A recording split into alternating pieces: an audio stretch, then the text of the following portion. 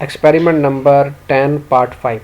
तो बात कर रहे थे जी BCD टू डेसिमल डिकोडर। तो उसी तरह जिस तरह यहाँ पे ब्लॉक डायग्राम में भी शो हो रहा है कि हमारे पास इनपुट BCD की फॉर्म में है और आउटपुट हमारे पास 0 to 9 यानी कि डेसिमल की फॉर्म में, यानी कि टोटल 10 डिजिट हैं। तो बेटा कोई रॉकेट साइंस नहीं है, उसी तरह जिस तरह हमने पहले किया था, कुछ भी नहीं, आंखें बंद करके उसका ट्रुथ टेबल डिज़ाइन करें।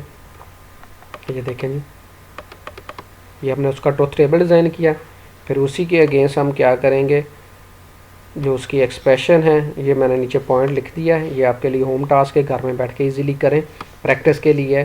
क्योंकि जो लैब होता है उसमें इम्प्लीमेंटेशन फेज़ होता है, तो बाकियों को मैंने बता दिया वो पेजेस और ज़्यादा टाइम कंज्यूम हो रहा, तो लिहाजा मैंने यहाँ ये आपके लिए छोड़ देता। Make a K map according to the truth table of each output, simplify expression using K map. उसी तरह हर एक की अलग अलग आप क्या करें, एक्सप्रेशन लिखें। एक्सप्रेशन लिखने के बाद जहाँ जहाँ पे 1 आता है उसको के मैप की मदद से अगर आपने सिंप्लीफाई करना चाहें, ये आप पे डिपेंड करता है, देख लें कि आपके पास सिंप्लीफाई कर सकते हो कि नहीं कर सकते, क्योंकि आपके पास सिंपल 1 आ रहा है, मल्टीप्लिकेशन पे नहीं आ रहा। Construct the circuit based on the simplify expression. ठीक है ना, आपने क्या करना है, जो आपके पास एक्सप्रेशन आएगी उसको आपने इम्प्लीमेंट करना। तो सिंप्लीफाई करने की यहाँ पे ज़रूरत पेश आएगी या ना आएगी, ये अब मैं आप पे छोड़ रहा हूँ। मज़ीद आपको हिंट दे रहा हूँ कि D0 में सिर्फ D1 है, एक ही 1 है, D1 में भी एक ही 1 है, D2 में भी एक ही 1 है। ठीक है, ये मोस्ट इम्पॉर्टेंट चीज़ है BCD टू डेसिमल डिकोडर में। क्लियर? तो ये आपको सिंप्लीफाई करने की ज़रूरत पेश आएगी, करना पड़ेगा, ये नहीं करना पड़ेगा। मैंने नीचे नोट में लिख दिया कि करें, लेकिन करना है कि नहीं करना ये आप खुद डिसाइड करें। उसी तरह बेटा ये आईसी की मदद से, जिस तरह हमने पहले भी सर्किट की मदद से भी किया था और आईसी की मदद से भी किया था, तो ये हमारे पास जो BCD टू डेसिमल डिकोडर है उसका जो आईसी है वो क्या है हमारे पास 7442, ये अच्छी सी सीरीज़ है। ठीक है बेटा, तो हमने दोनों को 2 टास्क हमने आईसी की मदद से करने हैं, 2 टास्क हमने सिंपल करने हैं। तो जो छोटे टास्क हैं वो हम लॉजिक सर्किट की मदद से करेंगे, जो कम्प्लेक्स टास्क है वो हम आईसी की मदद से करेंगे। तो जो सिंपल टास्क थे वो कौन कौन से थे, 2 to 4 line decoder and 3 to 8 line decoder. तो वो हम सिंपल सर्किट की मदद से करेंगे, लॉजिक गेट्स की मदद से इंप्लीमेंट करेंगे। लेकिन जो कम्प्लेक्स था जिसको हमने के मैप यूज़ करते हुए काफ़ी लंबा चौड़ा उसके बाद सिंप्लीफाई किया था, वो हमारे पास जो थे उन दोनों को हम जो है वो आईसी की मदद से करेंगे। वो आईसी कौन कौन से हैं, 74, 47, 74, 42। एक था BCD टू 7 सेगमेंट डिकोडर, उसके लिए हम 74 LS 47 यूज़ करेंगे। दूसरा हमारा BCD टू डेसिमल डिकोडर है, उसके लिए 74 SC 42 आईसी यूज़ करेंगे। तो सिंपली मैं आपको थोड़ा सा इस पेज पे वापस ले जाता हूँ, आपको रिवाइज करवाने के लिए क्या क्या हमने टास्क परफॉर्म करना है। एक टास्क हमने ये इंप्लीमेंट करना है, इसकी एक्सप्रेशन भी आपके पास है, ये है 2 to 4 लाइन डिकोडर। दूसरा सर्किट जो हमने इंप्लीमेंट करना है बेटा वो हमारे पास क्या है, ये 3 to 8 लाइन डिकोडर।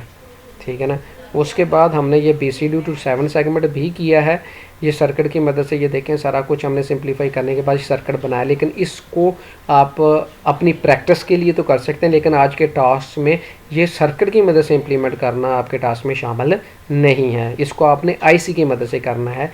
उसका ये आईसी भी आपको गिवन है। ठीक है ना, उसके बाद आ जाएंगे BCD डेसिमल, तो ये भी आपने आईसी की मदद से नहीं करना बल्कि सर्किट की मदद से करना है।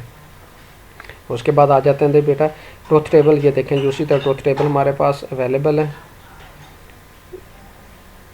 ये आपके पास एप्लीकेशन घर में बैठ के अगर आप करना चाहो तो कर सकते हैं। ये एग्जांपल है, उसमें क्या बताया गया जी कि एक डेसिमल को BCD में किया है, BCD को फिर डेसिमल में किया है और उसको 7 सेगमेंट पे डिस्प्ले करवा दिया है। तो ये हमारे 4 टास्क हैं जी।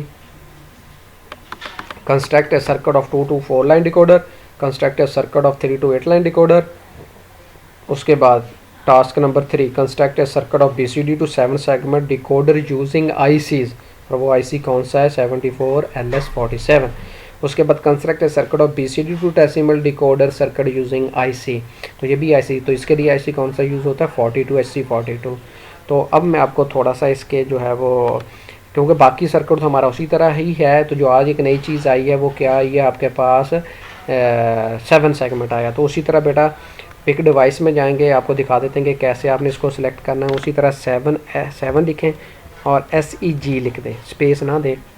तो ये देखें आपके पास तमाम सेगमेंट आ गए हैं। तो ये पहले तो बिल्ट इन उसके जो है वो बाइनरी डेसिमल डिकोडर हैं, तो इसको तो हम यूज़ नहीं करेंगे, हमें सिंपल डिस्प्ले यूज़ चाहिए। ये देखें जी 7 SEG for segment, common EN anode यानी कि कॉमन एनोड, कॉम एन का क्या मतलब है, कॉमन एनोड ब्लू, ये ब्लू कलर में हमारे पास अवेलेबल है। इसी तरह बेटा नीचे आ जाएं, ये जी 7 segment common anode green form है। इसी तरह बेटा नीचे आ जाएं, ये कॉमन एनोड ये किस में है, आई थिंक रेड में है। उसके बाद नीचे आ जाएंगे बेटा जी, ये ब्लू में है, ये क्या है जी, कॉमन कैथोड है। उसके बाद नीचे आ जाएं जी, ये भी कॉमन कैथोड है, ये भी नीचे आ जाए, ये भी कॉमन कैथोड है। तो मैं आपको एक लेके दिखा देता हूँ कि किस तरह, ये देखें जी कॉमन एनोड में ये अपर साइड पे जो है वो क्या निकला हुआ है, आपके पास टर्मिनल निकला हुआ है। ये तो आपके ABCD आपके जो है G तक सेगमेंट हैं, और ये आपके पास अपर साइड पे एक निकला हुआ टर्मिनल, ये आपका कॉमन टर्मिनल है। क्योंकि कॉमन एनोड है तो हायर पोटेंशियल वो अपर साइड पे हम रखते हैं, तो इसलिए ये अपर साइड पे निकाला हुआ है। इसी तरह बेटा यहाँ से हम कैथोड का भी कोई देख लेते हैं। ये देखें जी, ये क्या है जी, सेगमेंट कॉमन कैथोड ग्रीन, ये वाला। इसमें देखें ये ऊपर नहीं नीचे है, क्योंकि इसने ग्राउंड के साथ कनेक्ट होना है।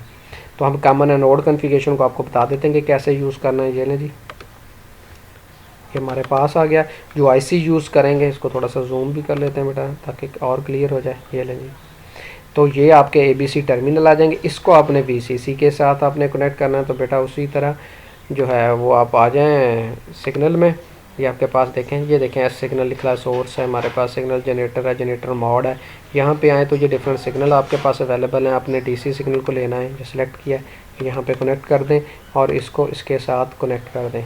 ये लें, बाकी ये जो सारे टर्मिनल होंगे ये उसी तरह वहाँ पे आपके साथ कनेक्ट होंगे। लेकिन आपने इसी तरह कनेक्ट करने के बाद इसको छोड़ नहीं देना, इसके वोल्टेज भी सेट करने हैं। तो उसी तरह डबल क्लिक करके या प्रॉपर्टी बॉक्स में जाके आप इसके सिलेक्ट कर सकते हो। तो अभी आप देखेंगे जिसके कितने वोल्टेजेस आ रहे हैं, 0 आ रहे हैं। तो हमने कॉमन एनोड की फॉर्म में कनेक्ट करना है, तो 5 वोल्ट इसको देने पड़ेंगे कॉमन। और ये जो पॉइंट है यहाँ पे कॉमन लिखा हुआ है, इसको हम क्या कह देंगे कि ये VCC है, और इसको ओके कर देंगे। तो ये अब रेडी फॉर यूज़ है। कैसे ये हमने यूज़ किया, पिक डिवाइस में गए, पिक डिवाइस में जाने के बाद हमने वहाँ पे 7 सेग लिखा है, SEG कंबाइन लिखा है, स्पेस नहीं दी। तो हमारे पास डिफरेंट कलर के डिफरेंट मोड के एनोड और कैथोड दोनों के हमारे पास टर्मिनल आ गए। कॉन्फ़िगरेशन के हमारे पास 7 सेगमेंट आ गए। हमने सिंपल उसको पिक किया, यहाँ पे सेलेक्ट कर दिया, पेस्ट कर दिया। उसके बाद जनरेटर मोड में गए, हमने अपना सिग्नल जनरेट किया, कौन सा DC लेना था, DC सिलेक्ट कर लिया, उसको कनेक्ट कर दिया। कनेक्ट करने के बाद जो DC सोर्स था उसकी प्रॉपर्टी बॉक्स ओपन करके उसको वोल्टेज भी दिए, वो इनिशियली 0 पे था, उसको 5 वोल्ट दिया। और उसका नाम हमने वहाँ पे जो कॉमन लिखा हुआ था उसको भी हमने चेंज कर दिया और उसका नाम VCC रख दिया है। बाकी तो बेटा वही कन्फिगरेशन है। उसी तरह आपने जो IC लेने हैं वो उसी तरह लेंगे। कौन कौन से आपको IC चाहिए जी, 74 47 चाहिए आपको। चलिए जी, आपके पास 47 आ गया जी। कौन सा चाहिए आपको, LS सीरीज़ का चाहिए, ये LS सीरीज़ का है। थोड़ा थोड़ा इसका ओवरव्यू भी दे देते हैं। ये देखें जी, ये वही RI BI LT, ये वही डिफरेंट आपके कम्बिनेशंस। ये ABC आपके BCD 3 जो 4 इनपुट हैं, और इसी तरह ABCD और G तक आपके पास आउटपुट हैं। यहाँ पे देखें ये इनवर्ड फॉर्म में है। ये क्यों, अब हमने कॉमन एनोड यूज़ कर लिया है तो हमें यहाँ पे नॉट गेट लगाने की ज़रूरत नहीं है, क्योंकि ये 0 की फॉर्म में क्या हो जाएंगी, ऑन हो जाएंगी। और यहाँ पे हमने 5 वोल्ट प्रोवाइड किया हुआ है। अगर नॉट लगाना है तो यहाँ पे आप कॉमन कैथोड यूज़ करोगे, और ये जो कैथोड होगा उसको ग्राउंड यानी कि 0 पोटेंशियल के साथ कनेक्ट कर दोगे। इसके साथ साथ आपने एक और IC यूज़ करना था, वो था 4274HC42। देखना ये आ गया जी, ये देखें BCD2 डेसिमल डिकोडर, ठीक है ना। तो आप इसको भी यूज़ कर सकते थे। ये लें जी, उसी तरह यूज़ करना है। ये इसका भी इन्वर्ट फॉर्म में यार, यहाँ पे आपने टॉगल लगा देने से लॉजिक प्रॉब्स लगानी है, याद रखें। तो ये जो आपका डेसिमल वाला था, BCD2 7 सेगमेंट डिकोडर था, तो उसमें तो आपने सिंपल इसके साथ कनेक्ट कर देने।